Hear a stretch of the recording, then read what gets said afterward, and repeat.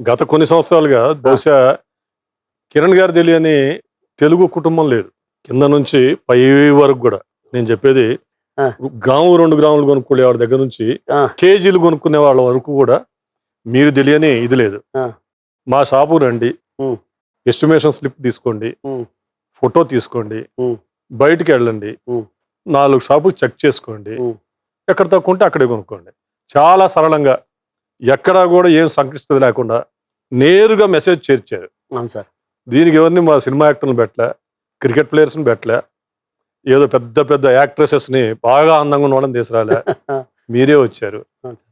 ఇది ఎట్లా సాధ్యమైంది? దీనికి ఎవరు బీజం వేశారు? కొన్ని కొన్ని విషయాల్లో నాకు ఎవరైనా ఐడియాలు ఇస్తే నేను చెప్తాను, బాబు నేను ఆల్రెడీ సక్సెస్ చేసేసా, నేను చెప్పేది నువ్వు నాకు దీంట్లో ఏమైనా మార్పు చేయాలని చెప్పి. ఇప్పుడు మీరు నిన్న కాక మన ఒక యాడ్ రిలీజ్ చేస్తాం సార్. వెరీ సింపుల్ సార్, మీరే నా దేవుడు, వచ్చింది చదివా, మీరే నా దేవుడు సార్. నిజం చెప్పండి సార్, మీరు ఈ రోజు మీకు దేవుడు రామాజీరావు గారు, వాళ్ళు శాలరీ ఇస్తున్నారు, వాళ్ళ చొక్కనే, వాళ్ళ పెంటనే, వాళ్ళ షూలే, కరెక్ట్ సార్. నా పొజిషన్ ఎవరు? నాకు దేవుళ్ళు ఎవరు? మీరే నాకు దేవుళ్ళు. నాకు నా కస్టమరే దేవుళ్ళు.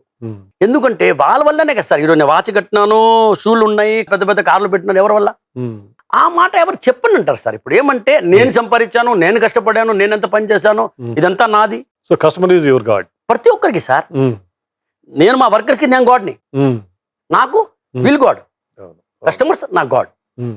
అది ప్రతి ఒక్కరికి తెలిసిన విషయమే సార్. నేను ఒక విషయం చెప్తాను సార్, డబ్బులు ఊరికేం రాదు అనేది చాలా సూపర్ డూపర్ హిట్ అయింది పెద్దగా సార్. ఈ విషయము నేను చెప్పక ముందు కూడా ఎలా టైటిల్ తో సినిమా తీస్తే 100 రోజులు ఆడేటట్టు పేటెంట్ దానికి సార్ ఆల్రెడీ మేము రిజిస్ట్రేషన్ చేసి పెట్టినాం, తీయకూడదని.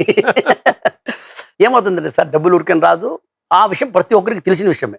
అది నేనేం చేశానంటే సార్, దాన్ని చెప్పాను అంతే.